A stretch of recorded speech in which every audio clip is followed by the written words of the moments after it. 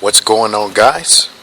This is Martyrs Brigade 99 coming to you once again with another session of Dark Souls PvP. Alright guys, we are back at it once again with a little part 2 of showing the love to the mid-rollers.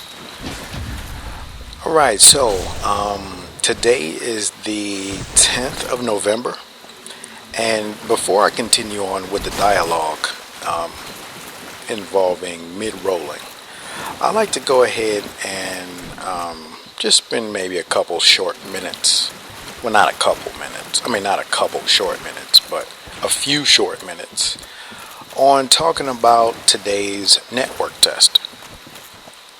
Now, I had a channel update not too long ago wherein I basically explained why at most I would upload the footage, but more than likely I would have no comment at all, right? And I'm actually going to keep it that way, right? But you know, one thing that I wanted to kind of talk about with regard to that is, you know, the first time that I uploaded the footage, it was a first impressions video, right? There was limited access to those who were able to participate. So seeing that, you know, there are a lot of people who never even played, never experienced. The only thing that they could derive their information from was from interviews, you know, trailers, and possibly through other uploaders. Now that we've had a larger number of participants, right, because North America was involved and a few other regions, I believe Europe was also involved today, but I'm not 100% sure, but I do know that North America was involved. So now that a lot of you guys have been able to get your paws on the network test, I'd like to just hear what some of you guys' views are. And it's just simply out of curiosity. And the reason why I asked that question is because, you know, I was kind of in the Twitch streams, and actually I was lurking. I didn't even talk much. And some of the same concerns that I addressed in that first impression video were some of the same comments that I read in the chats. They talked about the movements, the character movements, how loose and clunky the character feels, the whole nine. And you know, before I get one or two of you guys saying, hey, just listen to what Peeve said, that's the answer to everything.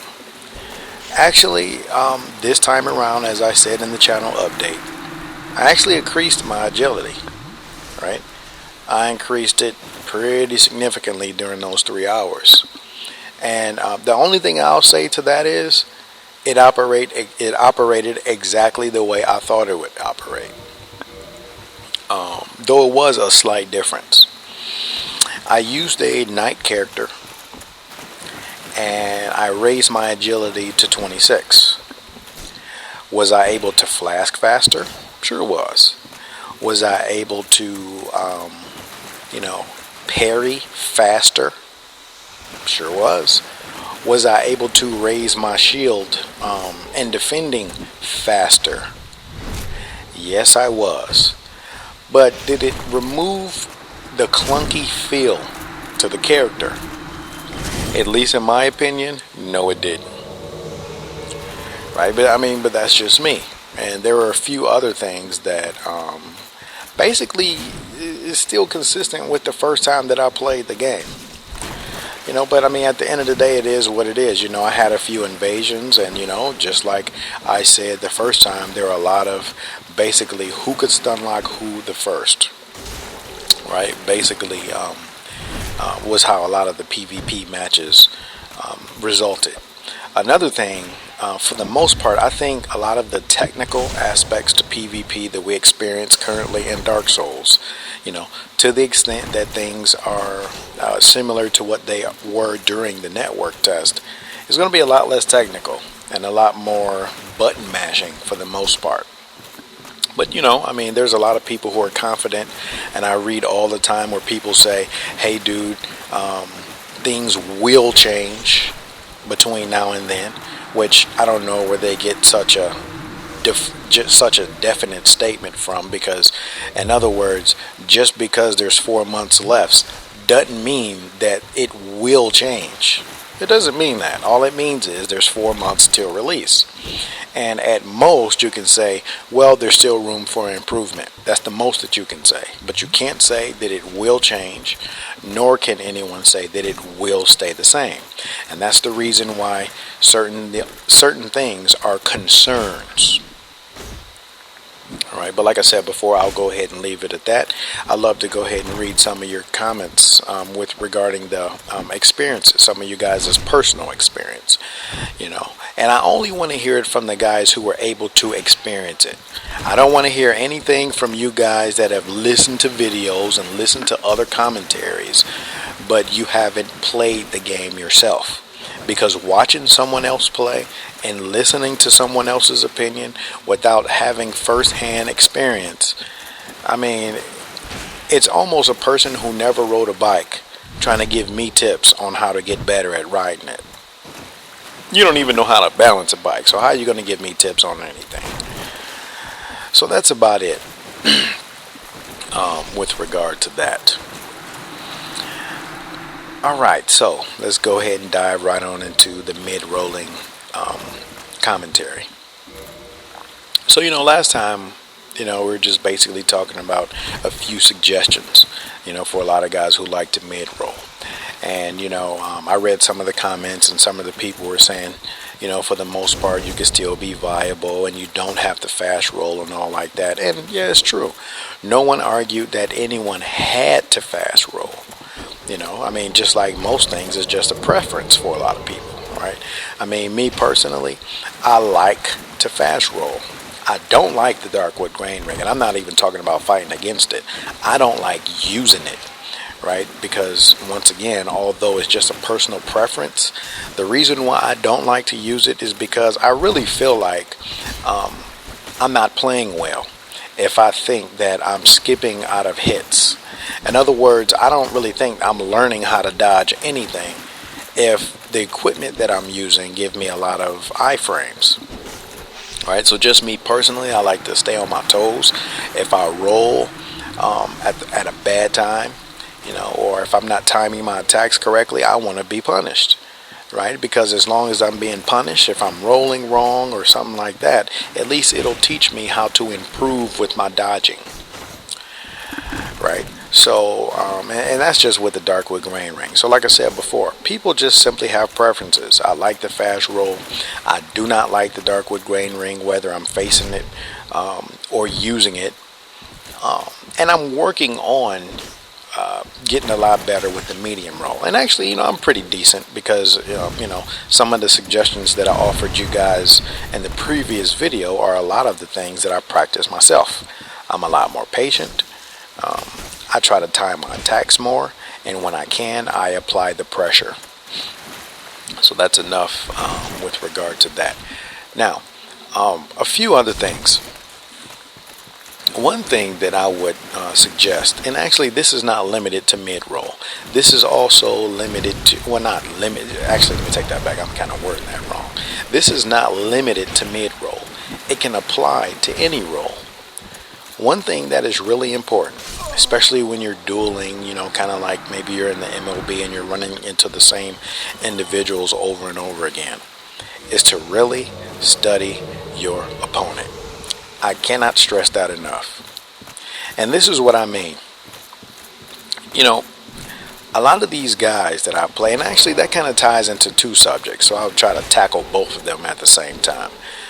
The first subject, like I just stated, was paying close attention to your opponent. The next things that's kind of closely related is all these people with all these fancy moves. They really need to be careful.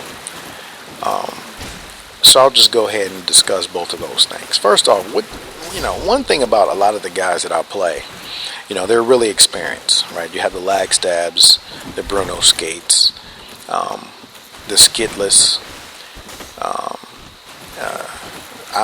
a good number of guys, and actually there's so many that I actually frequently fight against. It's kind of hard for me to just really give the laundry list. So I'll just say, a lot of the guys that I've frequently play against. They're really experienced and they know a lot of the tricks. And when I say tricks, I mean, all the dead angling, the reverse rolls, and the whole nine. Now, one thing about me personally, if I'm fighting someone and they're doing like move swaps, I leave, right? I'm not trying to fight move swaps. I'm just trying to have good fights with a lot of the basic mechanics, right? Toggling, parrying, obviously. Reverse rolling is fine, nothing wrong with that.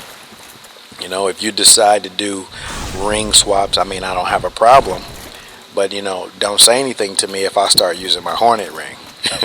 Right? Because it's one thing that I've experienced before and actually I'm going to say this real quick and then I'll get back on topic. One thing that I've realized, I've had some guys, let's just say they parry me and then they do the quick ring switch. I won't say anything. I'll even offer them a GG. But in a few cases, I've had guys get sour once I put on my Hornet ring and I start just fishing crits. And they'll just say something like, well, dude, I mean, why are you hitting me with the Hornet ring and the backstab? And I'll think to myself like, well, what's the difference in effect? In other words, you did a quick ring switch when you hit a parry. But in effect, it's no difference. In other words, whether you have the Hornet ring on always or whether you just equipped it during a crit, the effect is the same. So it's no different. So in other words, if I can just give you a GG when you do your little quick ring switch, don't get upset with me or salty with me when I say, oh, really? Okay, well, let's just go ahead and play fire with fire. Okay, so enough about some of the fancy tricks. But all I was saying is, make sure you pay close attention to the people that you're fighting. And I'll give one example. I had a series of fights with Yami Tamashi. And he was using, I think it was like a gargoyle tail axe. One thing that I realized about him, and it caused me to change my gameplay, is that he would dead angle those two-handed R1s. Once I noticed he would dead angle with those, whenever I noticed him with that weapon, I stopped staying close to him because he was basically trying to dead angle me. Right? Or I'll give you another example.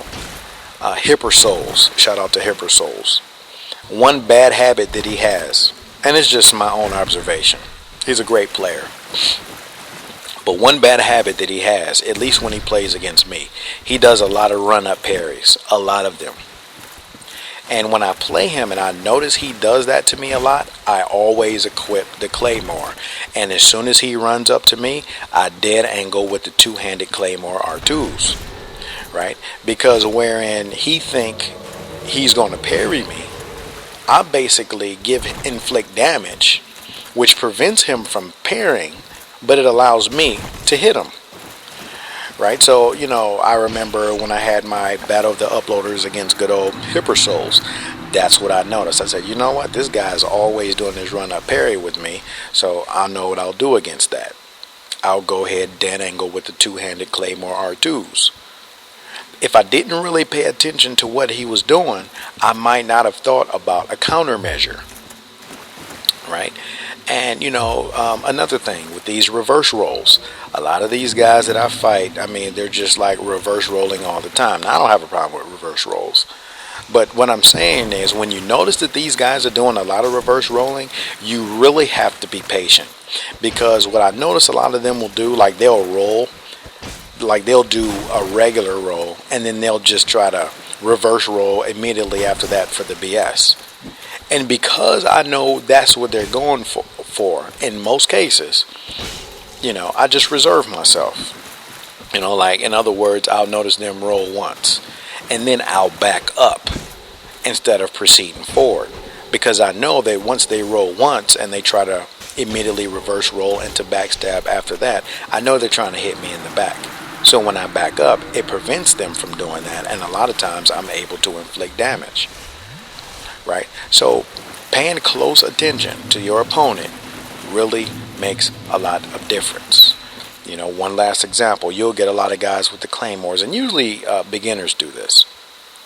They'll do a lot of rolling R1s all the time.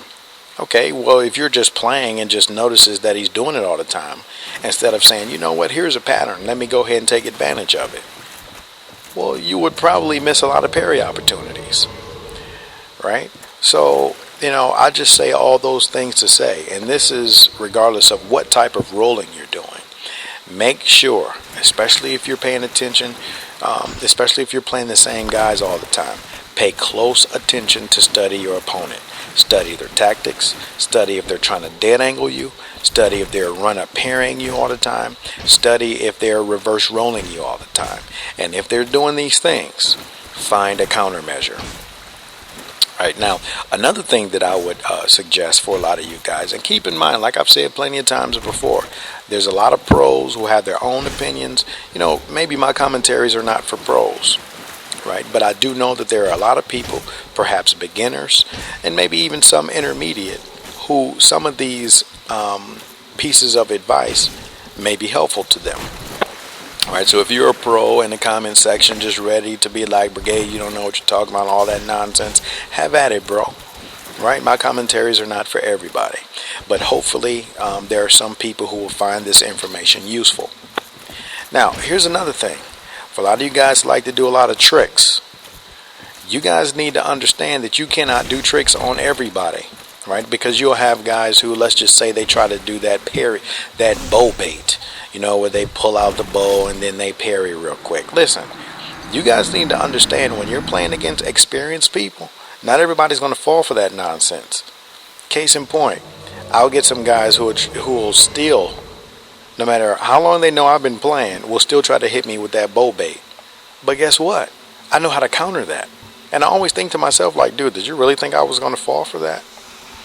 Or you'll get some guys who, and actually this is another piece of advice for a lot of you guys that are kind of just learning to toggle, right? Case in point, shout out to Eric Arianto. One thing that I noticed with him is, he's, I've noticed in a few videos, he's starting to get a lot more comfortable with his parrying. And one mistake that a lot of guys make when they're learning to do, when they're learning to get more comfortable with the toggling, is that a lot of them will toggle and instantly parry. And if you guys will notice in a lot of my recent video where guys just sit here, toggle, and immediately parry, and like 90% of the time, I punish it. Because I think to myself, like, dude, if you really think I'm going to sit here and spam the R1, I mean, you lost it. And I know that's why they toggle into parry, because they think I'm going to spam the R1. But see, this is one of the reasons, like I said plenty of times before, for a lot of these guys who love stun locking. Stun locking is mainly for people who spam the R1. If you know you're playing against an experienced player, more than likely they're not going to spam the R1, right? So if it's someone that you know is experienced, you might not want to do that toggle into parry all the time. Now, I'm not saying you should never do it, but what I'm saying is kind of make an assessment as to who you're playing against. And, if you don't necessarily know them, but you fought them a few times, you can kind of gauge how experienced they are by noticing, how often they're trying to dead angle, how often they toggle, once they toggle, what kind of countermeasures they're going to try to employ. You can kind of gauge how experienced a person is. The last thing that I'll suggest, you guys need to find, and this is especially important with medium rollers, because you guys don't necessarily have the speed or I'll just say speed, or the iframes that some of the other rolls have. You guys also, I would suggest, right? I'm not going to say you need. You can do whatever you want. These are just suggestions. Try to find counters, and actually this is another reason why I think it's very important for guys to experiment with a lot of weapons. There's some times that, I'm PvPing and I just want to practice with certain weapons just to practice with them. There's other times that I use a particular weapon because I think, based upon my experience, that is a good counter against what my opponent is using. You guys notice that lag? Crazy. So that's another thing. Try to find the strengths and weaknesses and limitations and counters to each weapon. because when you do that, and see that's kind of one of the downsides to these guys that like to use only one type of weapon, right? Because when you only use one type of weapon, you basically just have to maneuver around, find encounters for the one weapon that you use. Whereas on the other hand, if you experiment with a lot of weapons, you can say, oh, okay, well, this guy's using a claymore. Okay, there's nothing to it. I'll pull out a halberd. Or, oh, this guy's using a Black Knight Great Axe. Maybe I'll use a weapon with a little more reach. But if you don't experiment with weapons, a lot of times you'll be stuck with only trying to counter your opponent with just that one weapon's limitations. Right, and keep in mind, I'm not saying there's anything wrong with that. I'm just kind of offering my suggestions, like I said before. So, I'll have one more clip, and that will pretty much be it. I hope you guys kind of enjoyed this two-part series that kind of discusses a little advice for medium rollers. And hey, like I said before, don't forget to leave me a few comments about you guys' experience during the network test for all of you who participated. And until next time, Martyrs Brigade is